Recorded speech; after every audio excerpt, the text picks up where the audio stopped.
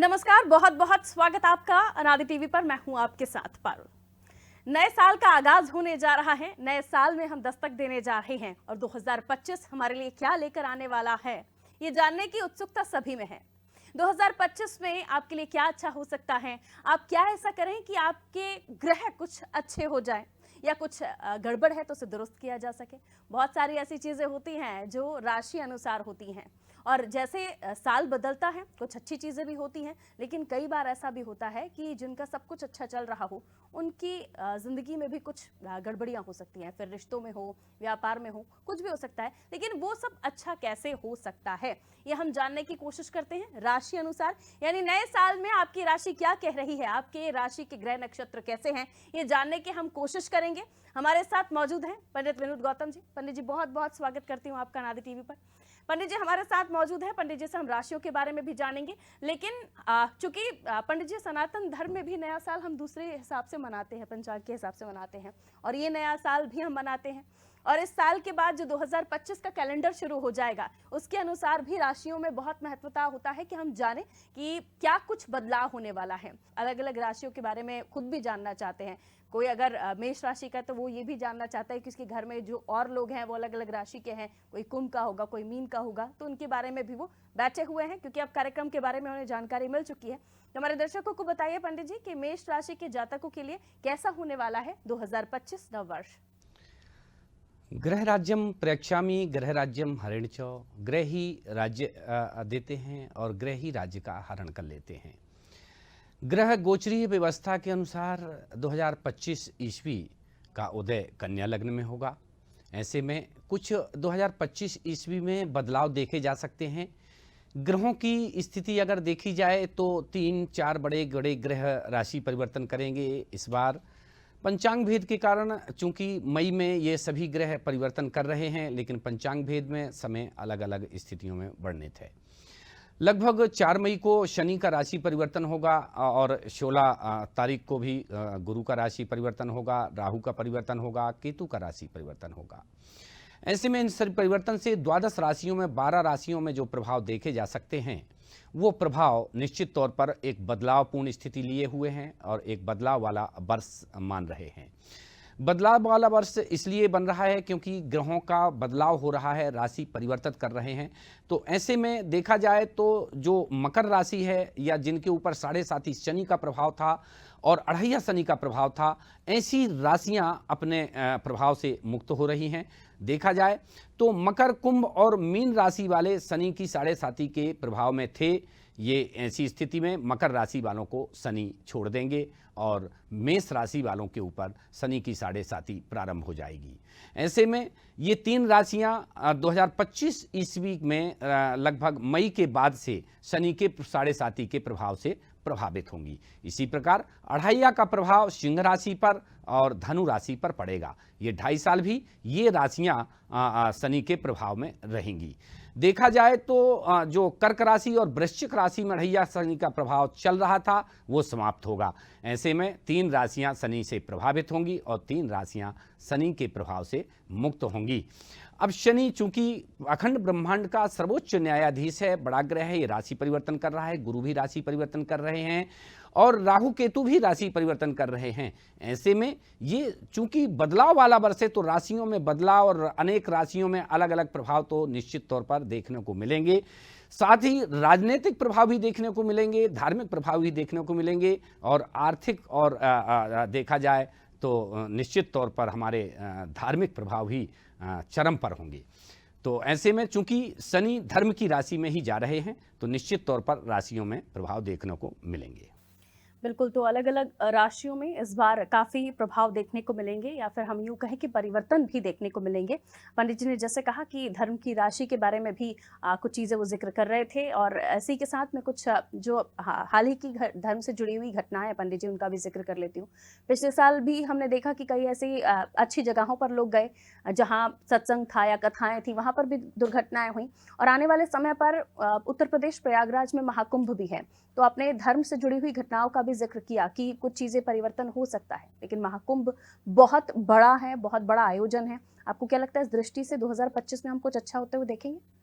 निश्चित 2025 में अच्छा होते हुए देखेंगे। ग्रहों की स्थिति अच्छी है क्योंकि भारत की प्रभाव राशि मकर है, उससे शनि का प्रभाव खत्म हो रहा है। 28 साल के लिए वो शनि के प्रभाव से मुक्त हो रही है, तो उन्नति पदोन्नति में वृद्धि होगी, इसकी साख में वृद्धि होगी, भारत की राजनीतिक क्षमता बढ़ेगी। लेकिन चूंकि शनि महाराज धर्म की राशि में जा रहे हैं, जो धर्म कर्म जैसे कि आपने कुंभ का जिक्र किया, तो ऐसे में जो पूर्व में योग संयोग हैं, जैसे कि अभी वर्तमान में शुक्र शनि का जो युति बनी हुई है, कहते हैं ये आ गई शुक्र शनिचर, तो ये युति जो कुंभ राशि में चल रही है, ये कुंभ के समय पर रहेगी, कुंभ मेले पर रहेगी। तो ऐसी स्थिति में देखा जाए तो कुछ प्रभाव ऐसे हैं जो राहु और शनि के भी प्रभाव हैं, जो राहु और शनि लगभग कई सालों बाद, 30 साल 35 साल बाद ये बहुत ही करीब आ रहे हैं। तो ऐसे में इस पर पृथ्वी पर भी प्रभाव पड़ता है, तो ऐसे में सावधान रहने की आवश्यकता है, धार्मिक उन्माद बढ़ सकता है। साथ ही चूंकि ये बदलाव वाला वर्ष है, तो इसमें धार्मिक गड़े मुर्दे जो है तो उखाड़े जा सकते हैं। जैसे अभी देखें कि उत्तर प्रदेश में ही मूर्तियां जो है तो पृथ्वी से बाहर निकल रही हैं, पुराने योग संयोग पृथ्वी पर अवतरित हो रहे हैं। अभी दिसंबर माह में ही 500 लगभग 500 से ऊपर वर्ष बाद जो एकाकी ग्रहों का योग बना था, एक ही एकाकी अलग अलग राशियों में ग्रहों का विचरण किया था, तो मान के चलें कि ये जो 500 साल पुराना समय अब जो भक्ति काल का है वो उदय हो रहा है और गड़े मुर्दे उखड़ रहे हैं, मतलब जो पुरानी चीज़ें हैं वो लौट रही हैं। तो ऐसे में ये जो धार्मिक क्षेत्र है इसमें भी बदलाव देखा जाएगा और राजनीतिक क्षेत्र में भी राजनीति के भी गड़े मुर्दे जो है तो उखाड़े जाएंगे। अर्थात पुराने जो मुखिया हैं, पुराने प्रधानमंत्री हैं, जो लोग हैं, उनके जो है तो जो राजनीतिक गड़े मुर्दे हैं, उनके कारनामे हैं, वो भी उखाड़े जाएंगे। और ऐसे में आर्थिक जो है तो गड़े मुर्दे भी उखड़ेंगे, जिन्होंने बजट घोटाले इत्यादि किए हैं, तो वो भी जो है तो पुरानी चीज़ों के उखाड़े जाएंगे। ऐसे में ये वर्ष एक गड़े मुर्दे उखाड़ने वाला भी वर्ष साबित होगा, क्योंकि धार्मिक राशि पर शनि के आने से, चूंकि शनि अखिल ब्रह्मांड के सर्वोच्च न्यायाधीश हैं, तो ये न्याय व्यवस्था में बहुत ही कसावट लाएंगे। तो ऐसे में निश्चित तौर पर ये वर्ष बदलाव का ही होगा और तीनों क्षेत्रों में बहुत ही संभल के रहने की आवश्यकता है। कुंभ इत्यादि धार्मिक स्थितियों में संघर्ष की स्थितियां बन सकती हैं।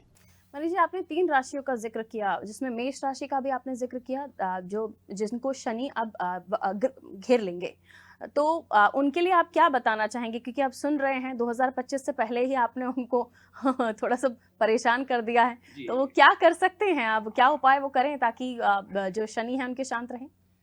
ग्रह राज्यम प्रेक्षामि ग्रह राज्यम हरेण च, और देखा जाए तो जा वेद लोकेन चराचरानी गुल्यम लतावर भूमिर कराणी प्रकात्याम बसांताम तान सृष्टि रूपम। आप इस सृष्टि के स्वरूप में हैं।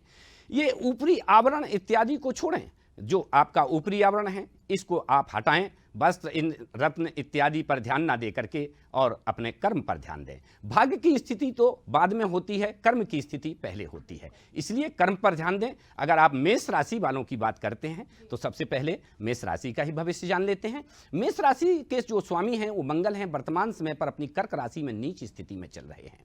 ऐसे में इन राशि वालों की जो स्थितियां हैं वो थोड़ा सा चूंकि 7.5 के प्रभाव में भी आ रही हैं, शनि उनको प्रभावित कर रहा है, तो वाहन इत्यादि से सावधानी बरतें। साथ ही एक कोर्ट कचहरी के मामले, पुलिस इत्यादि के मामले, जमीन से संबंधित हानि की संभावना इत्यादि जो है तो बन रही है। ऐसे में ये विशेष तौर पर सावधान रहें। 7.5 साल तक शनि की आराधना करें, साथ ही शनिवार का व्रत करें, इससे उनकी स्थिति में अनुकूलता आएगी। वैसे भी शनि से संबंधित जो जातक हैं या जिनको शनि की 7.5 है या अढ़ैया शनि हैं, उनको घबराने की बात नहीं है, क्योंकि शनि महाराज न्याय के देवता हैं। देखा जाए तो शनि न्याय कराते हैं। अगर आप अन्याय नहीं करते हैं और अन्याय का साथ नहीं देते हैं तो शनि महाराज से घबराने की आवश्यकता नहीं है। बिल्कुल, तो शनि महाराज भी अपना प्रकोप उन पर ही दिखाते हैं जिनके कर्म अच्छे नहीं होते हैं, जिनके कर्म अच्छे हैं, जिनकी भावनाएं अच्छी हैं, जो सोच अच्छी रखते हैं, दूसरों के लिए मददगार साबित होते हैं, उनके लिए भले ही शनि महाराज आपकी कुंडली में आपके जो राशि है उसमें प्रवेश कर गए हों, लेकिन इतना नुकसान नहीं देते हैं। पंडित जी, मेष राशि का भी जिक्र कर लिया हमने, अब हम चाहेंगे हमारे 12 राशि के जो जातक हैं उनको बारी बारी से पता चले कि उन्हें क्या करना है, क्या नहीं करना है। जी, दूसरी राशि वृष राशि, और वृष राशि के स्वामी शुक्र हैं, और शुक्र और शनि की युति 2025 में चूंकि पूर्व में भी बनी हुई है और जनवरी अगर जिस दिन सूर्योदय होगा 1 जनवरी को उस दिन भी सूर्य और शुक्र शनि और शुक्र की युति बनी हुई है कुंभ राशि में।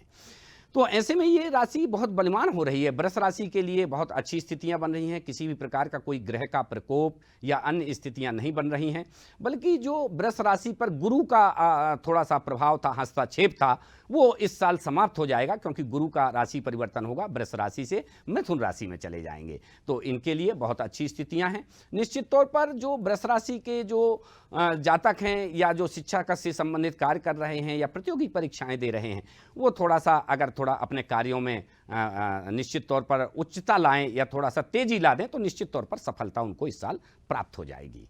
और भी सफलता और अपनी राशि को मजबूत बनाने के लिए निश्चित तौर पर ये शिव जी की आराधना करें, सोमवार का व्रत करें।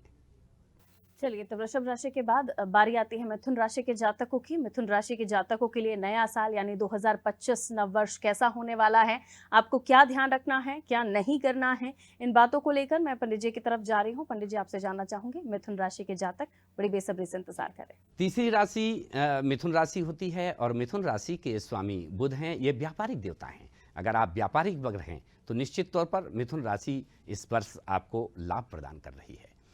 मिथुन राशि के स्वामी बुध हैं और गणपति भगवान इनके इष्ट देवता हैं। तो जो छात्र हैं या जो परीक्षा दे रहे हैं या बच्चे हैं, वो अगर मिथुन राशि के हैं, अच्छे नंबर से पास आने के लिए वो भगवान गणेश जी को बुधवार के दिन दूर्वा अर्पण जरूर करें। वैसे भी मिथुन राशि वालों को थोड़ा सा इस वर्ष शेयर सट्टा इत्यादि आर्थिक मामलों में बहुत ही थोड़ा सा सावधानी बरतनी पड़ेगी। इनकी लाभ की स्थितियां तो बन रही हैं, लेकिन और भी लाभ प्राप्त करने के लिए विशेष सावधानी अगर रखेंगे और विशेष अपने मन और मस्तिष्क का उपयोग करेंगे तो इनको लाभ भी प्राप्त होगा। तो ऐसे में ये पूरे वर्ष भर मिथुन राशि बहुत ही सामान्य फल देने वाली है। साथ ही गणेश जी की आराधना आपके लिए विशेष ही फलदायी रहेगी। बिल्कुल, तो मिथुन राशि के बाद बारी आती है कर्क राशि के जातकों की। कर्क राशि के लिए कैसा होगा नववर्ष, पंडित जी बताएंगे। कर्क राशि चंद्रमा की राशि है, चौथी राशि है। इनके जो इष्ट देवता हैं, इनके स्वामी हैं, ये चंद्रमा हैं। और कर्क राशि पर मंगल अर्थात राजनीतिक ग्रह, विच्छेदी ग्रह का प्रभाव है, अंगारक ग्रह का प्रभाव है। कर्क राशि पर मंगल विद्यमान है और अगर देखा जाए 2025 की कुंडली में मंगल परिवर्तन होंगे, लेकिन कुछ समय तक कर्क राशि वालों के लिए चूंकि जो अभी अढ़ैया शनि का प्रभाव चल रहा था, ये लगभग मई तक, पंचांग चूंकि मतभेद है और फिर भी मई तक का समय इनके लिए अभी अढ़ैया शनि के प्रभाव में रहेगा। ऐसे में कर्क राशि वाले वाद विवाद इत्यादि से संबंधित थोड़ा सा संकट में आ सकते हैं। कोई भी कोर्ट कचहरी का मामला है तो उसमें सावधानी रखें और चंद्रदेव की पूजन करें, सोमवार का व्रत रखें। साथ ही शनि की अढ़ैया शनि से मुक्ति चूंकि इस साल इनको प्राप्त हो रही है और कर्क राशि मुक्त हो रही है आपकी राशि, तो ऐसे में आभार व्यक्त करने के लिए शनि की पूजा करें। शनिवार को पीपल के वृक्ष में दीपक अवश्य जलाएं। बिल्कुल, अब शनि राशि के बाद अब जैसे कि हम लगातार 12 राशियों का जिक्र कर रहे हैं और कर्क राशि के बाद अब बारी आती है सिंह राशि के जातकों की। सिंह राशि के जातकों के लिए कैसा रहने वाला है नववर्ष, ये हम जान लेते हैं। पंडित जी बताइए। सिंह राशि पांचवी राशि और पांचवी राशि के स्वामी स्वयं राजा ग्रहों के सूर्य हैं। जो ग्रहों के राजा सूर्य हैं वो बलशाली हैं। बुधादित्य योग ग्रहों के सूर्य के प्रभाव से ही प्राप्त होता है। देखा जाए तो सभी जो ग्रह हैं वो सूर्य से अस्त भी हो जाते हैं, तो ये बहुत बलशाली राशि है। तो सिंह राशि वाले जातक थोड़ा सा क्रोध पर अपने काबू रखें। सिंह राशि की स्थिति चूंकि अढ़ैया शनि से संबंधित प्रभावित हो रही है। अढ़ैया शनि इनको चालू हो जाएगा, मई के बाद इनके ऊपर शनि का प्रभाव होगा। ऐसे में ये थोड़ा वाहन से सावधानी रखें, अपने अन्याय न करें, न्याय का साथ दें। साथ ही कोर्ट कचहरी के मामलों में सावधानी रखें। अगर इनका कोई उन्नति पदोन्नति से संबंधित कार्य रुका हुआ है तो उसमें विशेष सावधानी रखें। कोई किसी भी प्रकार का कोई लड़ाई झगड़ा वाद विवाद इत्यादि से ये बचें और सूर्य की आराधना करें। साथ ही ये शनि के प्रभाव से मुक्ति पाने के लिए शनिवार का व्रत भी करें और शनिवार को पीपल के पेड़ में दिया भी जलाएं। बिल्कुल, अब बारी आती है कन्या राशि के जातकों की। तो कन्या राशि के जातकों को नववर्ष में किन बातों का ख्याल रखना है, आपकी राशि में क्या कुछ परिवर्तन होने जा रहा है, पंडित जी में बताएंगे। जी, व्यापारिक राशि जो कन्या है ये छठवीं राशि है। इनके स्वामी बुध हैं और बुध व्यापारिक देवता हैं। ये निश्चित तौर पर कई बार वर्ष में बुधादित्य योग बनाते हैं कम से कम 3 बार बुधादित्य योग बनाते हैं, तो ये राशि भी प्रबल है। सूर्य के साथ जब ये अपनी स्वयं की राशि में आ जाते हैं, इनकी राशि कन्या और मिथुन है, तो ये जब अपनी राशि में आ जाते हैं तो निश्चित तौर पर अच्छा प्रभाव देते हैं। तो जब जब ये अपनी राशि में ये बुधादित्य योग का प्रभाव आएगा, ये निश्चित तौर पर अच्छा प्रभावी रहेगा। इनके ऊपर किसी भी प्रकार का कोई साढ़े साती या अन्य अढ़ैया शनि का प्रभाव नहीं है। ये राशि सामान्य फलदायक है। और भी अच्छे फल की प्राप्ति के लिए ये निश्चित तौर पर गणेश उपासना करें, शिव जी का आराधना करें और गायत्री मंत्र का जाप भी आप कर सकते हैं। और ख़ास तौर पर जो प्रतियोगी परीक्षा करने वाले लोग हैं या व्यापारी वर्ग हैं, वो भी जो है तो अपने इष्ट देव की प्रार्थना करें, गणेश जी की प्रार्थना करें, उनको लाभ में वृद्धि हो। बिल्कुल। तो आप किसी भी राशि के हों, लेकिन अपने इष्ट देव की आराधना करना, उनकी पूजा करना वैसे ही आपको तमाम संकटों से दूर करता है, तो इस बात का विशेष आप ध्यान रखें। पंडित जी, आगे बढ़ते हुए मैं अब एक साथ 2 राशियां ले रही हूँ, तुला और वृश्चिक राशि। इनके जातक क्या कुछ नव वर्ष में देखेंगे? तुला राशि के स्वामी शुक्र हैं और शुक्र शनि का योग चूंकि बना हुआ है और प्रबल है, तो ऐसे में थोड़ा सा इनको तुला राशि वालों को परेशानी का अनुभव हो सकता है। निश्चित तौर पर स्त्री वर्ग से ये थोड़ा सावधान रहें। और जो तुला राशि चूंकि फिल्म, मनोरंजन इत्यादि से संबंधित भी राशि है, तो इससे संबंधित जो क्षेत्र में काम करने वाले लोग हैं वो प्रगति पाएंगे, नाम पाएंगे, लेकिन उनको सावधानी की आवश्यकता है। इनके ऊपर संकट आ सकता है और किसी प्रकार का ग्रह योग इनको अचानक संकट में डाल सकता है। तो अचानक संकट की क्षेत्र में तो ये राशि थोड़ा सा प्रभावित कर रही है, इससे बचें। और साथ ही निश्चित तौर पर बजरंगबली की उपासना करें तो इनको उस संकट से मुक्ति मिलेगी और ये राशि सामान्यता है। वृश्चिक राशि अगर देखी जाए तो ये 8वीं राशि है और 8वीं राशि के स्वामी मंगल देव हैं। और मंगल चूंकि जो 2025 का उदय है वो मंगलवार की रात्रि में हो रहा है, तो ऐसे में मंगल ही मंगल करता, मंगल के जो भौम इनके शनि हैं, तो मंगल जमीन से संबंधित जुड़े हुए अगर आप हैं और आपकी राशि आप कार्य भी कर रहे हैं और वृश्चिक राशि के हैं, तो निश्चित तौर पर इस वर्ष आपको फायदा होने वाला है। क्योंकि वृश्चिक राशि से शनि का अढ़ैया प्रभाव समाप्त हो जाएगा इस वर्ष। जो 2.5 वर्ष से आपके काम बिगड़ रहे थे वो आपके अब नहीं बिगड़ेंगे। अगर आप नौकरी पेशा हैं, उन्नति पदोन्नति आपकी रुकी हुई है, कोई प्रमोशन रुका हुआ है, तो निश्चित तौर पर वृश्चिक राशि वालों को उन्नति, पदोन्नति और प्रमोशन की स्थितियां बन रही हैं। तो वृश्चिक राशि वालों के लिए अच्छा है। बजरंगबली की ये जो है तो आराधना करें, मंगलवार का ये व्रत कर सकते हैं, इससे और भी अच्छी स्थितियां बनेंगी। बिल्कुल। अब अंतिम 4 राशियां बची हुई हैं, पंडित जी हमें उन 4 राशियों के बारे में भी बताएंगे। पंडित जी, धनु, मकर, ये 2 राशियां जिनके बारे में मैं चाहती हूँ जल्दी से हमारे दर्शकों को पता चल जाए कि आगे उनका साल नया कैसा होने वाला है। धनु राशि के स्वामी गुरु हैं और गुरु राशि परिवर्तन कर रहे हैं, वृष राशि से मिथुन राशि में जा रहे हैं। तो बदलाव की स्थितियां मई के बाद बन रही हैं, लेकिन मई तक जो स्थितियां चल रही हैं सामान्यतः वैसी ही चलेंगी। धार्मिक यात्राओं के योग बन रहे हैं धनु राशि वालों के लिए। मांगलिक कार्य के क्षेत्र में अगर उनके कोई मांगलिक कार्य रुके हैं, घर में शादी विवाह से संबंधित कार्य रुके हैं, तो निश्चित तौर पर उनको इन कार्यों में भी सफलता प्राप्त होगी। धनु राशि वालों को गुरुवार का व्रत करना चाहिए। निश्चित तौर पर गुरुवार के दिन पीले वस्तुओं का ये दान करें तो और भी उच्चता प्राप्त होगी। धनु राशि वालों को साढ़े साती का प्रभाव भी अढ़ैया शनि का शुरू हो रहा है, तो ऐसे में शनि का ये उपाय जरूर कर लें। शनिवार को पीपल के पेड़ में दिया लगाएं। अब देखा जाए तो मकर राशि और कुंभ राशि, तो मकर राशि के स्वामी शनि हैं और कुंभ राशि के स्वामी भी शनि हैं। शनि चूंकि बदल रहे हैं, मकर राशि को छोड़ रहे हैं, तो मकर राशि के लिए बहुत अच्छा समय है। मकर राशि वालों को चाहिए कि शनि के लिए वो आभार व्यक्त करें। शनि उनकी राशि को छोड़ रहा है, आगामी 28 साल बाद उनकी राशि में अब शनि आएंगे। कुंभ राशि से शनि का पदार्पण हो रहा है और मीन राशि में जा रहे हैं, तो कुंभ राशि के जातकों को भी जो है तो परेशानी से मुक्ति मिलेगी।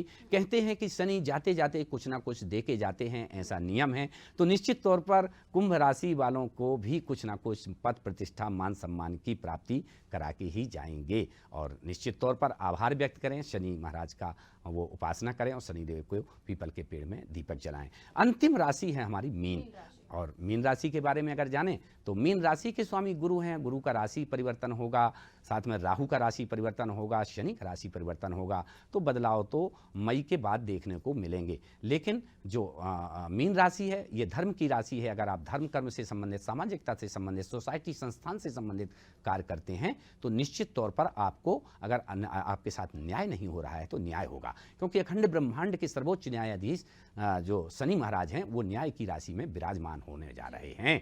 तो ऐसे में आप शनि की आराधना करते रहें, अन्याय ना करें। निश्चित तौर पर चढ़ता हुआ जो शनि का प्रभाव है, चूंकि आपकी मीन राशि में आपके ये वर्ष अच्छा रहेगा, आप अन्याय न करें। और मीन राशि वालों को, सभी जातकों को देखा जाए तो अच्छी ही स्थिति और सफलताओं की स्थिति बन रही है। शनि की प्रभाव के बचने के लिए ये वाहन इत्यादि चलाने में सावधानी रखें, कर्ज ना दें किसी को और वाद विवाद से बचें, क्योंकि ऐसी स्थिति बन सकती है। अगर आप अन्याय नहीं करें तो शनि महाराज से डरने की आवश्यकता भी आपको नहीं है। पंडित जी, बहुत अच्छी जानकारियां आपने हमारे तमाम दर्शकों के लिए दी हैं। जब हम नववर्ष की शुरुआत करते हैं तो उससे पहले हम ये जान लें कि हमें किन चीज़ों से बचना है, और इसलिए ये कार्यक्रम भी हमने किया। पंडित जी, बहुत ही संक्षेप में मैं एक बात आपसे जानना चाहती हूँ कि चूंकि ये तो राशियों के बारे में जो वाकई इतना जागरूक हैं या सोचते हैं कि राशि को ध्यान में रखकर उन्हें करना चाहिए, लेकिन कई सारे लोग हैं जो नववर्ष से पहले मंदिर जाते हैं या कुछ ऐसा करते हैं जिससे उनकी जो नववर्ष की पहली शुरुआत हो वो बहुत अच्छी हो। तो क्या करना चाहिए? दान कर सकते हैं, मंदिर जा सकते हैं, पूजा कर सकते हैं, कोई उपाय कर सकते हैं? बहुत अच्छा प्रश्न है। देखा जाए तो हमको वास्तविकता से जुड़ना है। अगर ऐसी स्थिति में हमारे चारों तरफ जो आडंबर फैला हुआ है, वो आडंबर से निकलना है। हमको वास्तविक रूप से भक्ति से जुड़ना है, अध्यात्म से जुड़ना है। दिखावे का काम नहीं करना है, दिखावे में नहीं जुड़ना है। हम मंदिर भी जाएं तो वास्तविक रूप से जाएं, आडंबर में ना पड़ें, और जो दिखावे की चीजें हैं उनको छोड़ दें, चाहे वो आपके दिखावे के गेरुआ वस्त्र ही क्यों ना हो। दौर है मनोरंजन का, तो लोग ज्यादातर, मैंने इस बात का जिक्र भी इसलिए किया क्योंकि ज्यादातर हम मनोरंजन से जुड़ जाते हैं और भूल जाते हैं कि हमारा धर्म, हमारा सनातन धर्म हमें ये कहता है कि आप किसी भी अच्छी चीज की शुरुआत एक बार प्रभु के चरणों में जाकर शीश नवाकर जरूर करें। बहुत बहुत शुक्रिया पंडित जी, आपने हमें समय दिया। आप सभी दर्शकों को बहुत शुक्रिया, आप हमारे साथ इस कार्यक्रम में जुड़े। उम्मीद करती हूँ आपको ये कार्यक्रम पसंद आया होगा, आपने राशियों के बारे में भी जानकारी ली होगी और कुछ ऐसी घटनाएं जो हम देश से, मध्य प्रदेश से आपको जानकारी दे रहे थे उसके बारे में भी पंडित जी ने बताया। आगे जो नहीं करना है, जो करना है उसको ध्यान से अगर नोट नहीं कर पाए हो तो आदि टीवी के यूट्यूब चैनल पर जाइएगा, वहाँ पर आपको ये कार्यक्रम फिर से दिखाई देगा और आप सुकून से, आराम से इसको नोट कीजिए। दीजिए इजाजत, रखिए अपना ख्याल, नमस्कार, हैप्पी न्यू ईयर, नववर्ष की शुभकामनाएं।